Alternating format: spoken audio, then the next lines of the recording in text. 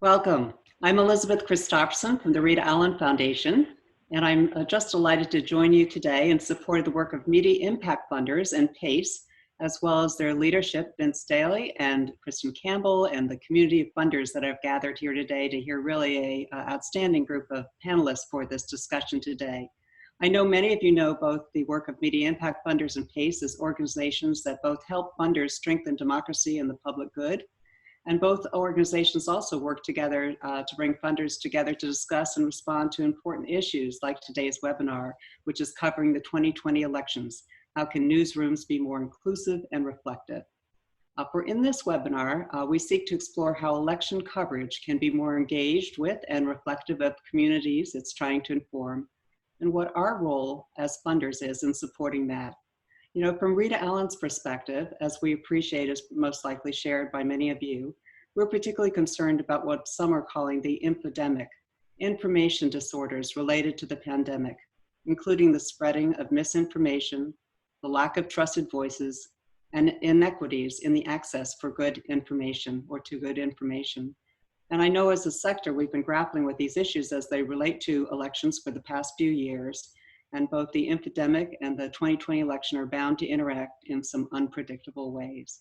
So as we begin discussing this, I'm really pleased to be able to hand this over to Kristen Campbell, the Executive Director of PACE, who will be moderating this discussion. We'll hear from Vince at the end, at the close. And again, we'll have an opportunity to invite all of you to participate by sending your questions into Q&A, and you'll hear more about that from Kristen in just a moment. But Kristen, please lead us forth. Thank you so much, Elizabeth, for your leadership, not only on this call, but with both PACE and Media Impact Funders. And thank you to our friends and colleagues at Media Impact Funders, particularly Vince Roshni and their entire team for the opportunity to be here with you all today. And thank all of you for joining. I hope that you are safe and well in these very difficult times. I'm going to offer just a couple of quick notes of housekeeping. I think many of us have, if we weren't before, have become Zoom pros in the last couple of weeks. So I'm going to forego some of the basics, but if you have any challenges at any time, please put it in the chat box. Our good friend and colleague Roshni is monitoring that for us. And so she will be able to help you out if you have any problems with the tool throughout our time together. We are recording this webinar, and our friends at Media Impact Funders are live tweeting as well. So if you choose to tweet today, you may want to tag them in your posts so they can help amplify those messages and share the learnings coming out of the conversation. For those of you that are familiar with Zoom webinar, you'll know that there are two opportunities to chat.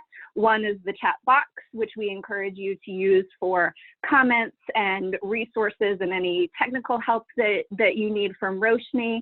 And then we also have a Q&A box, which is how we will strive to facilitate discussion today. Please do use the Q&A box specifically for questions so that those don't get lost in the chat, and we can make sure to pull them out because we've really tried to reserve a good chunk of our time today for questions and dialogue. So we really look forward to that being an active conversation. Many of you are probably on this call because you are members of PACE or Media Impact Funders, or perhaps both, as the case may be. So I will try to keep the framing pretty brief. As Elizabeth started mentioning, PACE and Media Impact Funders both work to help funders and philanthropists strengthen the foundational elements of democracy and civic life. One of those elements being information and communication systems, such as media and journalism, and another being empowered and engaged citizens who actively participate in our democratic processes and the experiment that is American democracy. Obviously, there's lots of overlap in the Venn diagrams of what makes people both informed about and engaged in their communities. And there's also lots that we have learned collectively as communities over the last couple of years about what does and does not work related to creating informed and engaged citizens. So in that spirit of complementary priorities between PACE and media impact funders, and building on the lessons that we have learned as communities over the last few years, we wanted to support some conversations about the role of media in election years. And this is the first of what we hope will be several conversations exploring various angles of the topic of how to create reflective, inclusive, and engaged media practices. So today, we're going to start exploring that topic of meaningful and productive election coverage and engagement strategies, and also effective messaging strategies that encourage turnout. So really the two core questions that we're trying to get at today.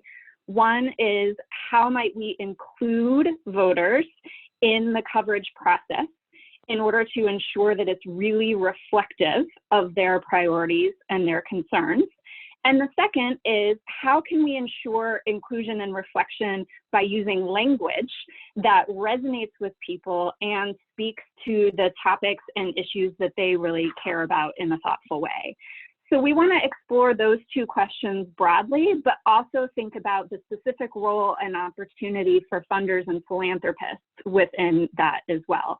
So we've invited four brilliant and amazing friends and colleagues to really help us in that conversation. So I'm going to have a bit of conversation with them, invite a couple of reflections from some funders in the space, and then we'll open it up for dialogue and the questions that you submit through Q&A.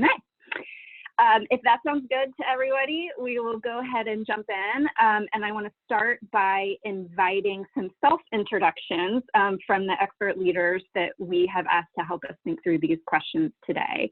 I'd love for each of you to speak for 90 seconds to 2 minutes about how you think about the questions of engaged coverage and effective messaging. So with that, I'd love to start with Jennifer Brandel from Hearken. You all really work to support newsrooms to meet community information needs in both a proactive way and a reactive way. Could you tell us a little bit more about what that means and looks like for you?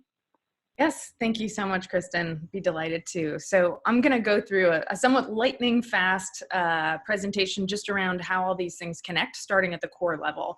So Hearken is the company I run. I'm a former journalist, and what we do is we help institutions better listen and engage their communities in their decision-making processes. And so we have technology consulting to help with that, and we work with tons of newsrooms as well as other institutions all over the world in starting to operationalize listening as a core part of their strategy.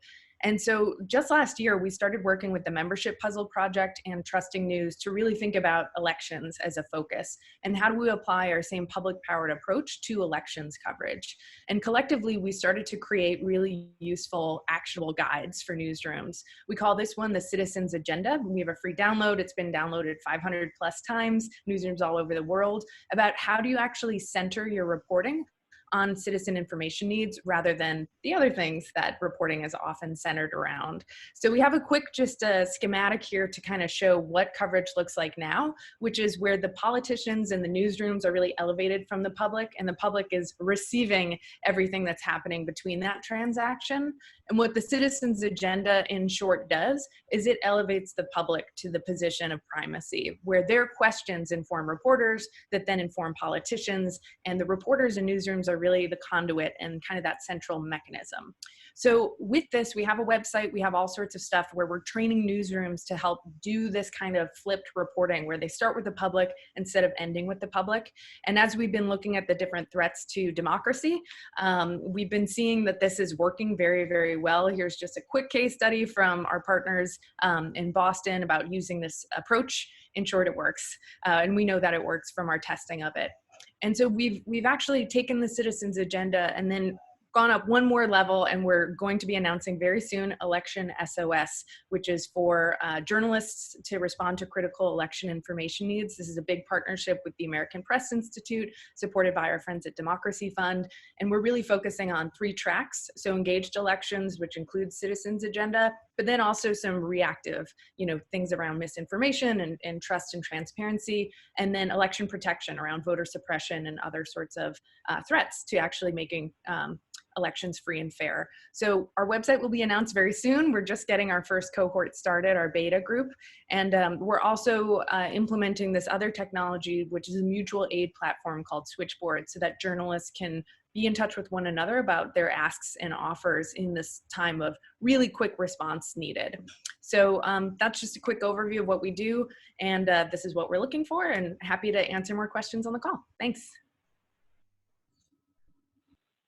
Thanks so much, Jen. That was a lot very quickly, and I can't wait to dive into it a little bit more. Next, let's turn to Emily Ramshaw of the 19th. Emily is working to bring lessons from local politics and local policy to scale at a national level. So Emily, you want to tell us a little bit more about your work and how you think about engaged and effective coverage? Absolutely, and we've done a lot of it using Jennifer's tools over the years, so that's great. I know many of you. Emily Ramshaw is my name. I am the co-founder and CEO of the 19th, which is the country's first nonprofit, nonpartisan newsroom at the intersection of women, politics, and policy. I know so many of you because I spent the last 10 years at the Texas Tribune as one of the early founders, original reporters, and eventually editor-in-chief. So I spent the last decade trying to build a more representative democracy for Texans. Now I'm hoping to take that onto the national stage for women with my colleague on this call, Erin Haynes. What that looks like for us. So the 19th is launching this summer. Actually in August, we got a sneak peek of our incredible and gorgeous website yesterday, which we're so excited about. But what this looks like for us is journalism that elevates the voices of women, particularly women of color and women off of the coasts in American media, voices that have too long been underrepresented, underreflected. Journalism that is entirely free to consume, both by our readership and also free to republish by every other news organization in the country. And storytelling that really exposes disparities and inequities and tries to advance equity for women across virtually every arena, whether it's the healthcare system, the economy, or representative government, three arenas that have become even more critical in this moment. We have candidly pushed out a lot of journalism far faster than we thought we would because we're responding to this moment and the stories we feel like we need to tell when you're looking at the disproportionate effect of COVID on the sort of economic outcomes and health outcomes of women. So we're moving full speed ahead toward a really exciting launch this summer. I would say the final piece is for us, elevating the voices of women is not just important in our journalism, it's important in our industry. This is an industry where for far too long, 70% of politics and policy editors are men, almost all of them are white. 66% of politics and policy reporters are men, almost all of them are white. This is nothing against white men. Vince and Derrick, we're thrilled to have you both in the conversation with us. But what this means is that the news is already gendered, and we are trying to level the playing field by giving women the kind of flexibility and benefits and leave policies that have been sort of acutely brought to the forefront right now in this crisis, but that are critical to advancing women in news media. So we are thrilled to be with you all today. And Kristen, thank you so much for your brilliant moderation. Oh, that's very kind of you. Thank you so much. Erin, do you want to tell us, I know you guys work together, but in slightly different streams of work. So do you want to add to Emily's introduction by telling us a little bit more about your charge and opportunity as the 19th as well? Sure. Thank you so much, Kristen, and thank you everybody who is on the call, and thank you for this conversation, because I think that it is really important to be thinking about the election in the midst of this pandemic, because I know that it is on the minds of a lot of voters, even as they are trying to navigate really kind of the day-to-day and their new normal in the midst of this crisis. So my name is Erin Haynes. As was mentioned, I am editor-at-large at the 19th, which primarily right now means that I am our first reporter. And, if we get in the Wayback Machine to the beginning of this year, I was mainly on the campaign trail. Shortly after our launch at the end of January, I was in Iowa and then New Hampshire and South Carolina, right on through Super Tuesday before the pandemic hit. And really, the campaign, for all intents and purposes, was grounded in mid-March. And, we realized pretty quickly at the 19th that we we're going to need to shift our priorities and really pivot to, we were already focused on women as the majority of the electorate, but the realization that women were going to be disproportionately affected by this pandemic, whether they ever got sick or not, that women were going to be the main ones impacted by and responding to coronavirus, both from a public health and an economic standpoint.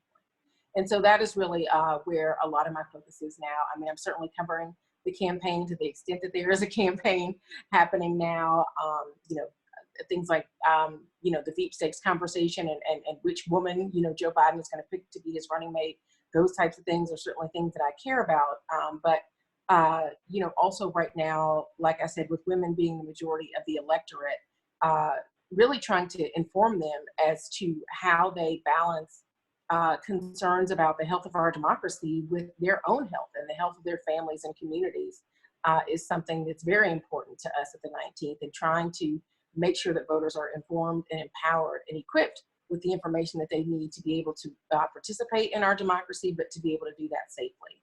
And so that is certainly a huge coverage area. But also, we at the 19th believe that all issues are women's issues, and all issues are women's issues. And with that being said, the pandemic and how that is informing our politics in this moment is an important coverage area that we have as well. Yeah, absolutely. And that's definitely something that I want to dive deeper into when we get to Q&A, but thanks for that. So we've heard so far from a couple of folks speaking from a newsroom perspective, but we also know that that's not the only way that media happens. And so I want to bring in a different lens to the conversation by inviting Derrick Feldman to introduce himself and some of his work at the Ad Council as well. They've done a lot to test effective messaging strategies around this, getting to kind of the question of language, and have also been working with influencers and brands to complement elections coverage that happens in media from a more brand corporate perspective. So Derrick, do you want to tell us a little bit more about your work and how you think about these questions of engaged media and effective messaging? Sure. Hi, everybody. Nice to meet you. Derrick Feldman here, and I'm the managing director of Ad Council Edge, which is the Ad Council strategy arm and research, thought leadership, and external work. And it's kind of, I'm going to talk pre-COVID, kind of COVID, and then where we are, because I suspect some of you may have seen some of our work over the last 3 months, I hope, in some way to try to help Americans stop the spread. And so prior to that, and really in 2018, we distributed several campaigns in the 2018 midterm election, and it was that work in 2018 that we regrouped internally at the Ad Council to look at what is our role in an election going forward, and is it distributing and trying to get every American to the poll and helping them through the voting process and so forth, or how do we also help the brands and the media outlets and everybody who's already coming to us, and not just for the typical PSAs or work that we have done in the past, but also what we know in terms of campaign work and messaging overall to be much more effective. And as Kristen said, did a really nice job on the setup. We work outside, but tangential, really close to the journalism side of things. From our board who represents NBC or some of the larger media outlets that exist, or influencers as well, we are always trying to help them understand and source correctly, and also be informed about the knowledge that they're spreading out to as well. And so we usually like to take the sources that you all are working with as well, to help them be more informed in how an influencer engages, say, a 17-year-old in Iowa or California as well. And so after the 2018 midterm election, we produced some new research where we tested messaging and used that messaging in a real life applied research test to try to get individuals to register. We did that last summer. And our goal has been, and it still maintains right now, is that our job will be to really help brands integrate thoughtful, better, and high quality fact-based narratives and sourcing into their own existing campaigns. And so that's where we are really, really focused, whether it's the Reddits of the world, the Snapchats of the world, to new, places that sit right on the sides of journalism as well. One thing I will say is that since we have been in this pandemic, and all of our all of our elements and campaigns that are currently running, there's two major things to note that we've seen from our perspective, and that is it really a turn to original sourcing and journalism as a fact-based in an environment. And so we do find that a very crucial piece. And I think another interesting thing that we have learned is a whole new wave of influencers that are popping up because of the pandemic that is also now influencing narrative along with our journalism and everything else. And so we're kind of taking the lessons that we're learning in our COVID messaging and looking at how we'll help and support really to the fall, because influencers change and what's happening now will be different than what's happening in a month. So thanks for having me. Thanks so much, Derek, and thanks for helping us complement our understanding of the big picture of media and the role that it has right now. So I'm going to tee up just a couple of questions. I invite those of you that are tuning in to, excuse me, start thinking about yours and add them to the Q&A box, and Roshni will help get those to me so that we can bring them into the conversation as well. But a couple of questions that have come up already that I want to pull some threads on a little more deeply. The first is the pandemic elephant in the room, and that all of this work is hard to begin with, and I'm sure has become harder lately. So I wondered if maybe a couple of you could talk about how has your work specifically become harder? What new challenges have been presented for your organizations in light of the pandemic? And then the second part of that would be, how do you think the pandemic will need to shift or mold elections coverage overall, and what should we be thinking about from that perspective? Erin, maybe you could jump in on this first. Yeah, sure. And thank you for the question, Kristen. I think, as I was saying kind of in the introduction, because the campaign has gone virtual. I mean, Joe Biden, as we see, is reporting from a basement bunker. So we're not going to cover him, at press conferences or big events, in public, to the extent that there is a campaign where it's virtual. And so that certainly has changed the way that we are covering this election. But even with regards to the pandemic, trying to do stories and even find stories to highlight the women who are being impacted by and responding to coronavirus is a challenge when, you are under a stay-at-home order, as we are here in Pennsylvania and in Philadelphia. So reporting at a social distance is certainly a new normal for me as a journalist. That definitely presents challenges. Even reporting and trying to, phone calls are not always enough to really kind of capture what it is that we are trying to show. In giving people a sense of what this pandemic is like and how it's affecting people's lives. FaceTime and Zoom are certainly a reporter's friend in this moment, because you do kind of get more of a sense of what somebody's reality is when you can see, what is going on in the background, as well as, interviewing them and hearing them talk about those experiences. And so, I think the process has definitely changed a lot for me as a reporter, but even just, the things that I'm thinking about, and frankly, a lot of political journalists, frankly, are the ones that are covering this pandemic, which is really why I think Jennifer's work is so important, because I am somebody who has always kind of approached political reporting centering voters, as opposed to centering politicians. And certainly we do want to hear from politicians and the work that they're doing. But in this moment, it is so important to hear from the voters who are being impacted by this, and reminding people that while the election may not be front of mind for people, it certainly is not separate from this pandemic in this moment. If anything, they're very closely tied together, and people are viewing this election through the lens of the pandemic. And so shifting my focus and my thought process to that as well really informs the direction that we go in as a newsroom in terms of the stories that we prioritize and that we think that we need telling in this moment. Mm-hmm.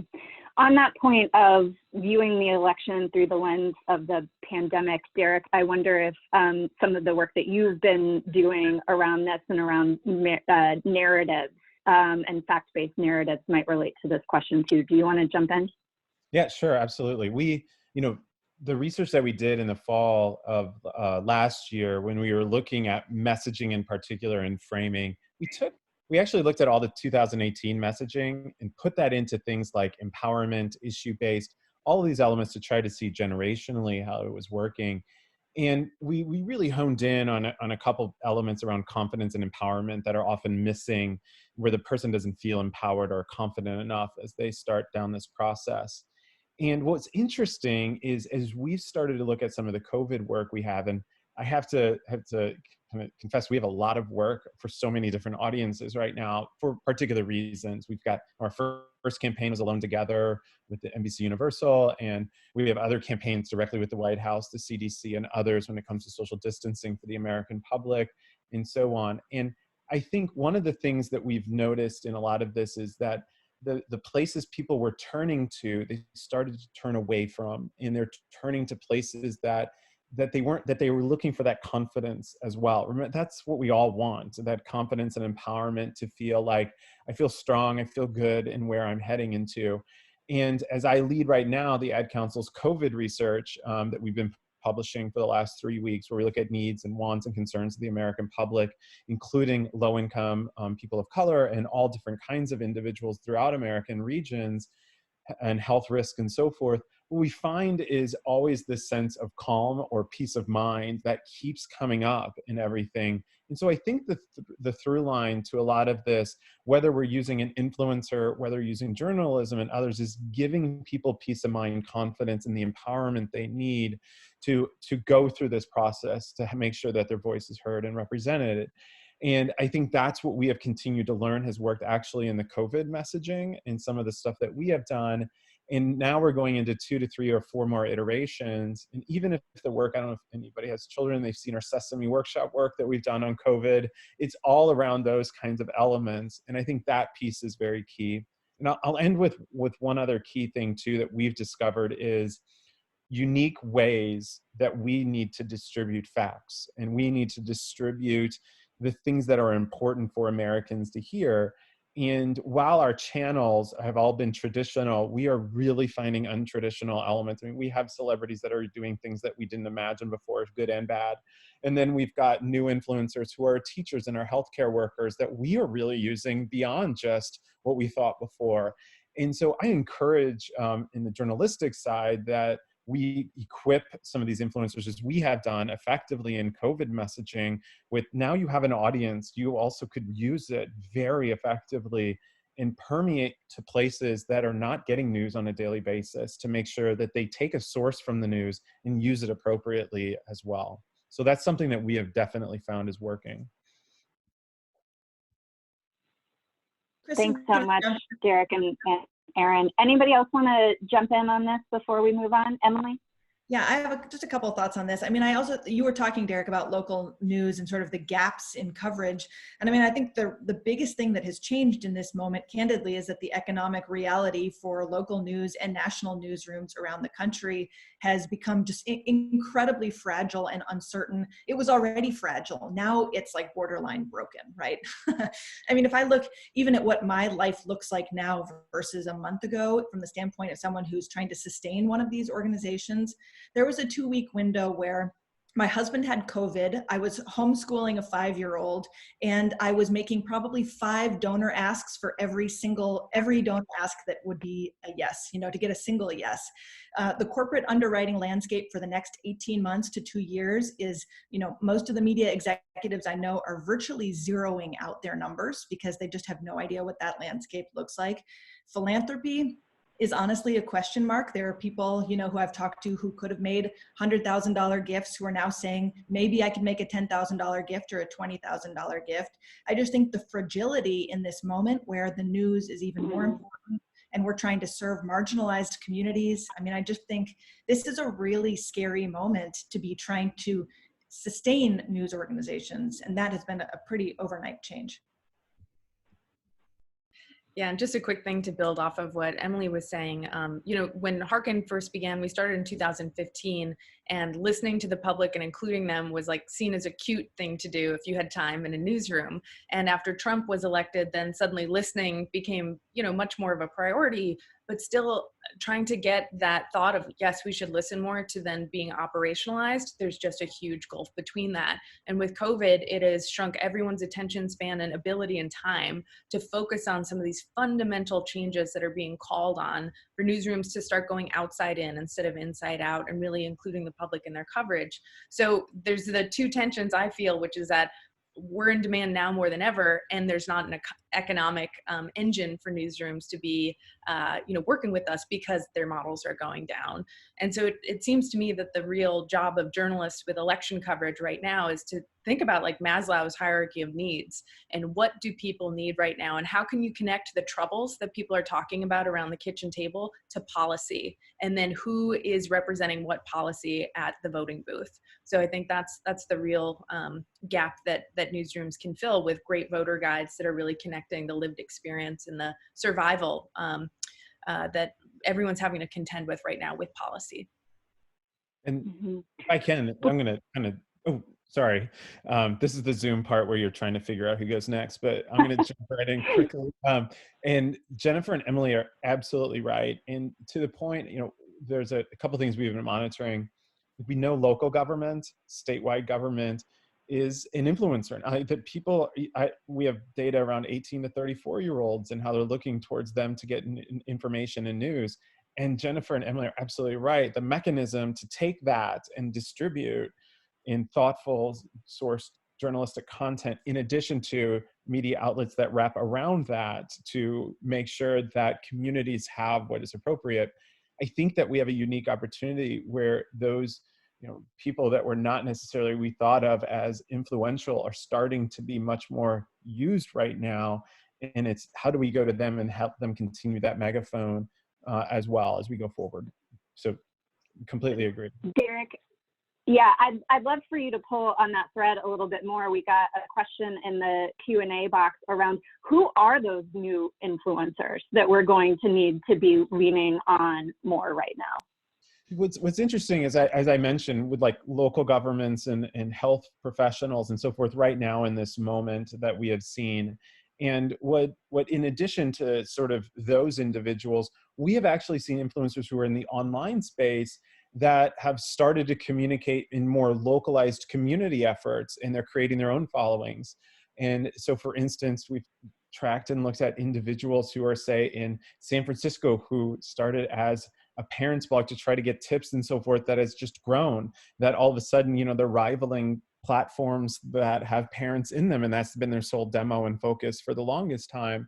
And so we have those unique groupings of individuals that have been living within and around that are now becoming a megaphone. And the question now becomes is, where do they go next? And in particular, we think there's a role for civic engagement and participation, because in the messaging and everything else, it is a civic narrative they're somewhat deploying within the way they're talking with one another about social distancing or being with one another too. So it's crazy to think, you know, celebrity and talent is one, content creators are another, but it's almost like post-pandemic influencers that are regular people are becoming more and more influential.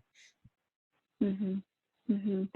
On the question of influencers, I think for better or worse, funders can often be influencers as well. So the next question that I wanted to tee up for all of you, whether it's really through the kind of traditional lens of influence or not, beyond just funding, what other opportunities for leadership and influence do you think that foundations are uniquely positioned to help advance right now, whether it's in light of the pandemic or to support better elections coverage overall? Yeah, I can kick that off. I feel like when when foundations are putting out calls for proposals, they have a couple of key mechanisms. One is in the actual application, and then the other is in the reporting process of figuring out how successful is something. And we've seen over the last few years, funders looking more at DEI, diversity, equity, inclusion, as being part of what they're focusing on. And we've seen people start to shift their behavior because the funder is asking for it, even though there's been, so many studies showing how newsrooms are failing abysmally at reaching, parity with the actual demographics they're serving. So I think that adopting new metrics is a really powerful tool that funders can start to push forward. So that might be questions like, who was heard and how often? Are newsrooms doing just these focus groups and stakeholder surveys occasionally, or do they have mechanisms to constantly be listening and responding to people, which will ensure more diversity in their coverage, as well as like who developed and deployed the response or the content that was out there? Were people included in the storytelling, or were they being story told at? And were they, having like narratives about them, but not with them? And then who was helped? How did this coverage actually make a difference in the empowerment of people to become more civically active and engaged and show that they matter? And then on the operational side, like what new techniques and technologies were adopted that newsroom can now say, we are competent in listening in these ways, or competent in responding in these ways, as well as, this is kind of to Derrick's point, that newsrooms are just one node in a giant network of information influence and ecosystems. And I think most of the thinking in newsrooms, and I came from one myself, was that they are the center of the universe to where people can get information. It's like a trough, that everyone comes to get their water. But that's not true. That's not the way the world works. So how can newsrooms start to orient themselves more as a network node rather than a hub and spoke model, and have funders ask them, what networks are you part of? What communities are you connecting to with your work? So I feel like those are some powerful ways that funders can start to move the needle on changing newsroom behavior. Before I ask our two funder colleagues to jump in and reflect on this, Emily, did I see your hand? Did you want to jump in? I just want to say one, beyond, sort of outright financial support, the other huge boon for us is evangelism. And I think that, the foundations are influencers. They tend to have big social media followings. They tend to have lots of people in their orbit. They tend to have newsletters. The Ford Foundation a couple of weeks ago wrote a quick piece about 10 women or 12 women who are sort of changing the world in media and the art, and put out this post. And that day our fundraising surged. I mean, and so it's not just about direct financial support. I do think sort of evangelism, social media, sharing the work in newsletters, really sort of spreading the gospel about what organizations like ours are doing, it is just as helpful. Thanks. So we do have two funders on the call that I would love to invite you both to reflect a little bit on part of what you've heard so far as being funders in this space. What resonates with you? What haven't you heard yet that you want to bring into the conversation? And then we'll go back to the Q&A. We have one question teed up in Q&A, so please submit some more, and we'll come to those next. First, Angelica Doss from the Democracy Fund. Do you want to jump in and reflect a little bit on what you've heard so far, and how you see some of these things from Democracy Fund's perspective? Absolutely. Thank you, Kristen. And it's just such a privilege to be on this panel with these amazing practitioners. So thank you for having me here.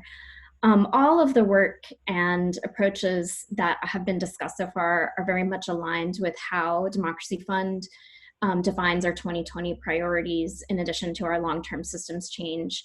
And we identified those priorities well before the pandemic, but I think that as we're hearing from the folks on this webinar, these priorities are even more acute and essential in the current context. So those are, very briefly, making sure that the system can handle voter turnout, ensuring an electorate that is representative of the American people and the diversity of the American people, and supporting a culture and agenda of democracy in government.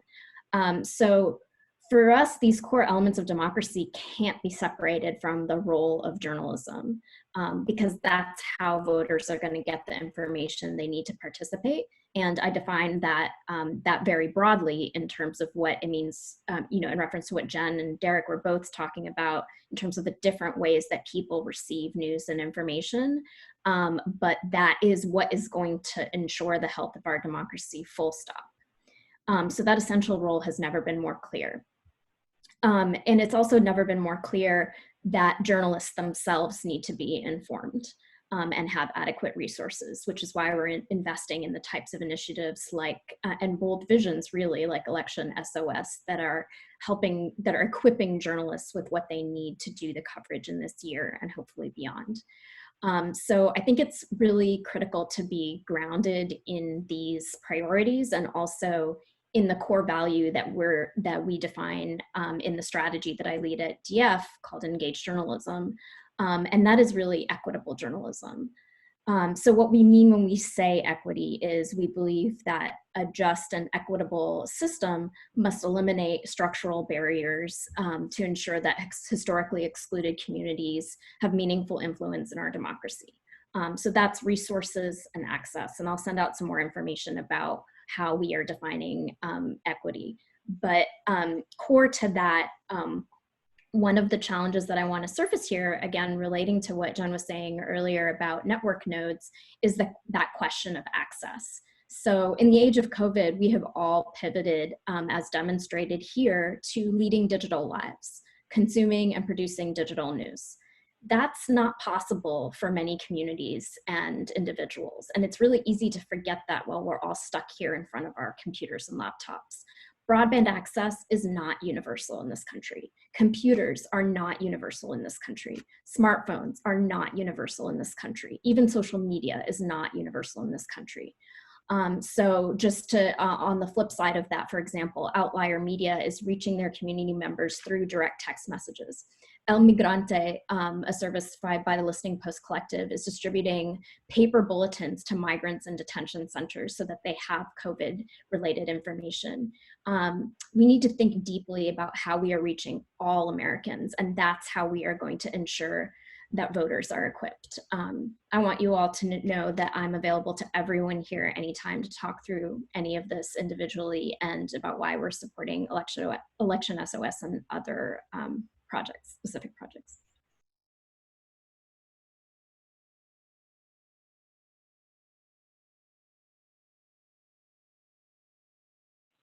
Sorry, thanks, Ben. I guess none of us are immune to accidentally speaking while you have yourself on mute. Elizabeth, from your perspective as a funder at the Rita Allen Foundation, anything you want to bring into the conversation that you haven't heard yet, or anything about what Rita Allen's supporting that you want to make sure folks are aware of?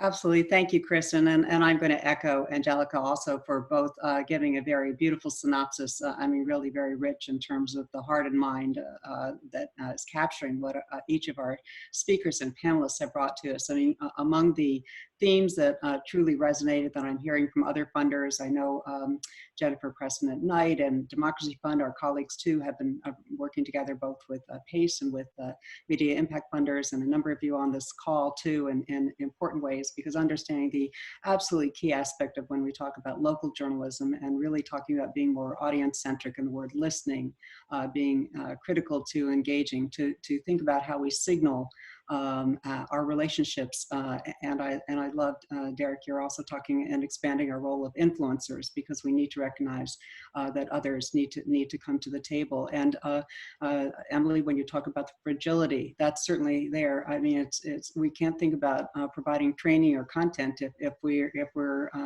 down at the bottom of Maslow's theory without food or shelter or the safety of our journalists. So we know that all of these are extremely important and complex and part of the ecosystem that we're talking about too.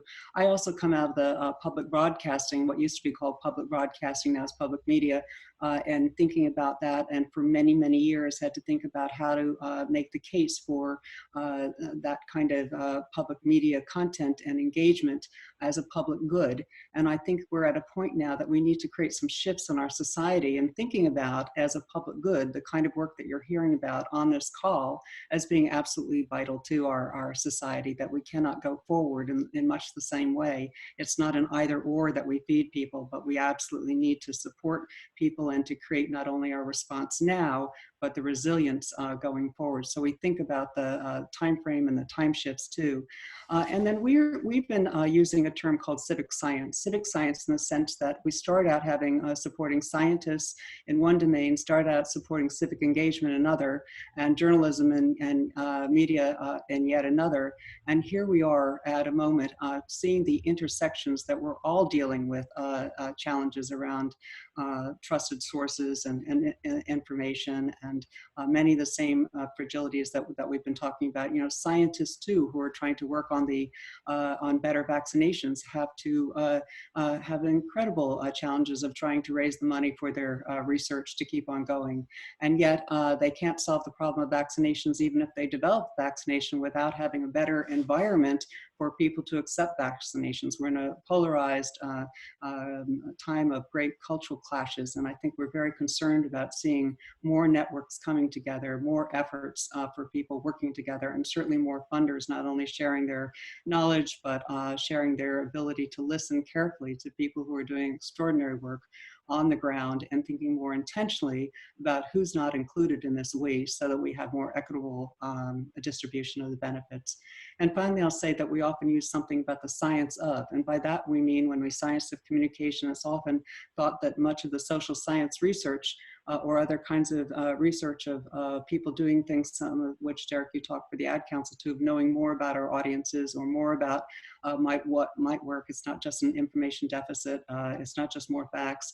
We know that there are many more aspects that have been studied or are being studied to how we can pull the full range of tools together and make them more accessible for people who have tremendous pressures on their time, bandwidth, and other just acute needs right now. So I think it's a time to really be thinking how we converge and bring ourselves together differently, how we think both what is acute immediately and how we think much more broadly, because we are truly a hyper-connected world that's going to face many, many issues that are going to be relevant as we hopefully have an opportunity to have an election cycle that represents more fully the communities we all care about. Thanks so much, Elizabeth. We have a couple of questions about wanting to hear a little bit more about election SOS. So Jen, if maybe you could share a couple of more sentences, and then also how you're collaborating with other efforts, including First Draft News.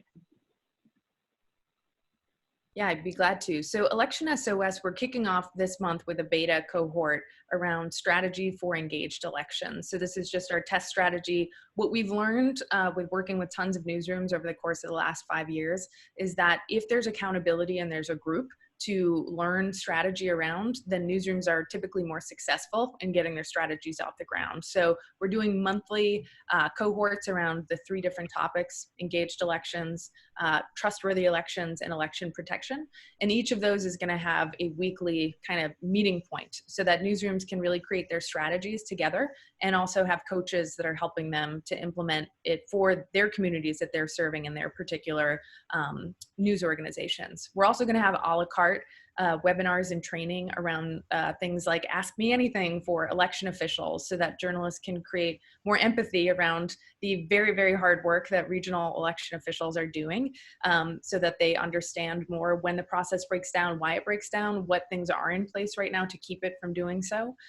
So that's just one example of kind of an a la carte offering we'll have as well. And we're also going to be having coaches and mentors for just quick response. If a newsroom needs someone with expertise about, let's say, cybersecurity, if your journalists are working from home now and they have open networks, or they might not have as secure situations at home for the information they're gathering, how do you help them make sure that they are protecting the work that they're doing in their sources? So there's a whole variety of tools that we're going to be providing. And then because what we do is listen to the people that we're serving, we're also going to be open for journalists to tell us, what additional training do you need? You know, if it doesn't fit in these 3 categories, what are the things that we can spin up and connect you to as well? So that's how it's working so far.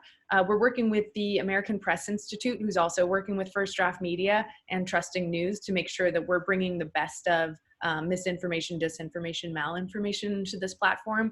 Our goal is not to create all of the content, but to point to the best stuff that's out there from the groups that are the experts in that. So we're experts in engagement, but we're also going to be pointing to other folks doing great engagement work, and then, you know, pulling in the experts that we need to round out the information journalists need. Great, thanks.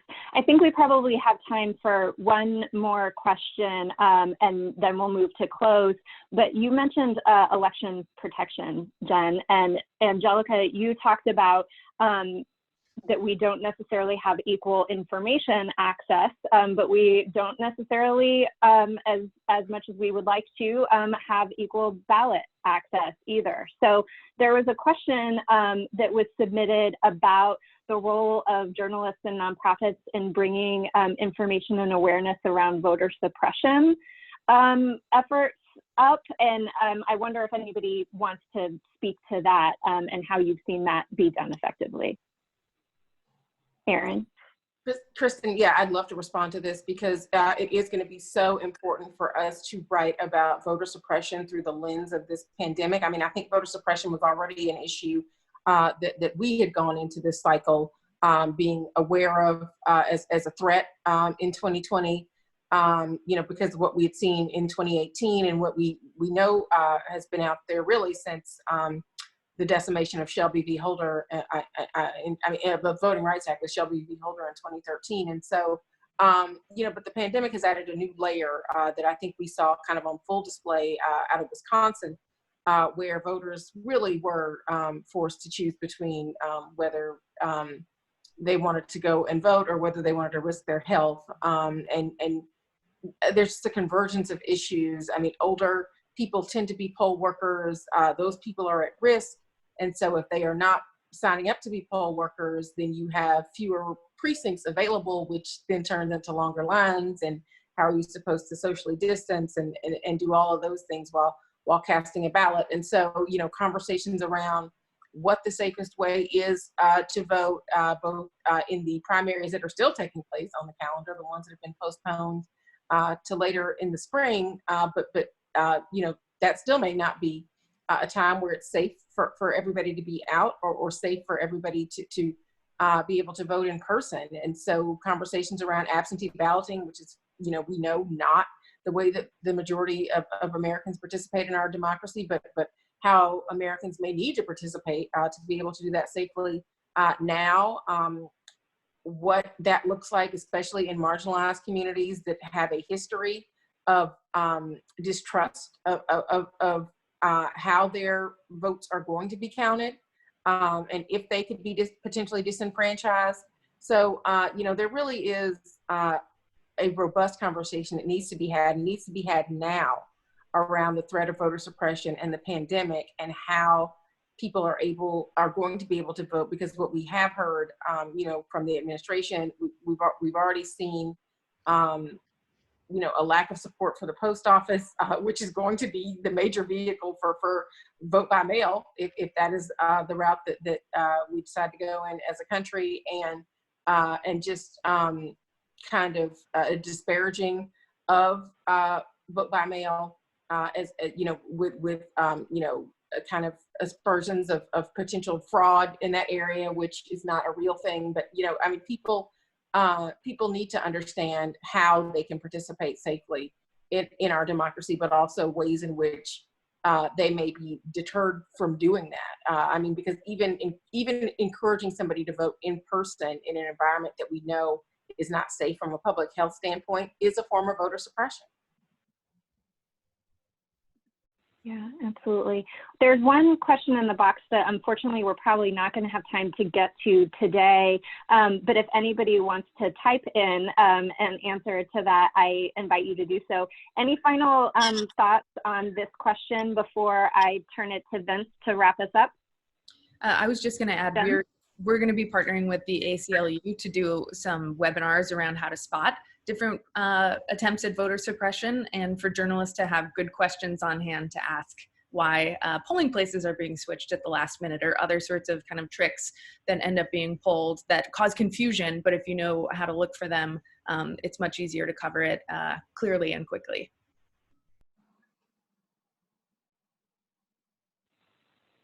Any final thoughts from any of our panelists before we move to close? Well, thank you so much for hosting this and for giving us this opportunity. It's wonderful to know that there's so many people, so many allies out there who are deeply engaged in these issues. So thank you all for the work that you do and the support that you provide. You too. Absolutely. Well, thank you for giving us amazing work to support and amplify. We really appreciate that. Elizabeth, were you trying to jump in? I was just going to say thank you. Then I realized the way the technology works that you pop up on the screen. So I was responding to say thank you as you were too. Thank you. Great, thank you. And thank you all so much for sharing your leadership and your expertise with us. I'm sure Vince is gonna give us next steps. So I will let him take it away from here with continued appreciation to Vince, Roshni, and the entire Media Impact Funders team for creating the opportunity for this conversation and inviting me to be part of it as well. Vince? Thanks, Kristen. Thank you for your masterful leadership through this conversation. I thought it flowed really beautifully and was really interesting. I do have one little question I'd like to share with Emily Ramshaw before I wrap up. I have just a very brief wrap, but I know that we've sort of, in focusing on being more inclusive and reflective, I think we've emphasized the reflective nature of all of this work. But in terms of being more inclusive, we need to go beyond product and purpose to also process.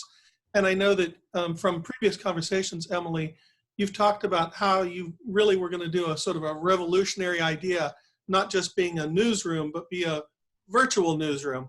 And now that the pandemic has actually turned us all into virtual offices, I think it's still interesting that you were on track to do that. And I wonder if you would just say 30 seconds on the different type of organization you wanted to be. You're on mute now. Sure. By the way, I was not hoping to be prescient with that. This is not the universe any of us thought we'd be living in. But I do think we're in a moment where our industry requires much greater flexibility to enable us to do the work that's so critical to do. And I was obviously thinking about this through the lens of being a woman in media who, at what should have felt like the pinnacle of her career was, faced with 4 months of paid family leave and, a reality that was just not conducive to having my butt in a chair as an editor from, 8 a.m. till 8 p.m., which is still the demand, honestly, in a lot of American newsrooms. And so I just think this is actually, if there's silver linings in all of this, this is giving American newsrooms an opportunity to step back and say, who really needed to have their butt in the chair? How incredible is it that these women in leadership are multitasking in ways that we, by the way, have known forever that women are incredible multitaskers. They can write the story or edit the story with the toddler on their hip while taking care of their elderly, mother. I mean, I just think this is hopefully a sea change for us in thinking about what's possible for newsrooms, distributed and otherwise. So, yeah, I just wanted to acknowledge that you were already on track to do what we're all having to do now. And I think there's some value in actually having that designed in rather than just sort of backed into it. So thank you, and thank all of you for this really interesting conversation.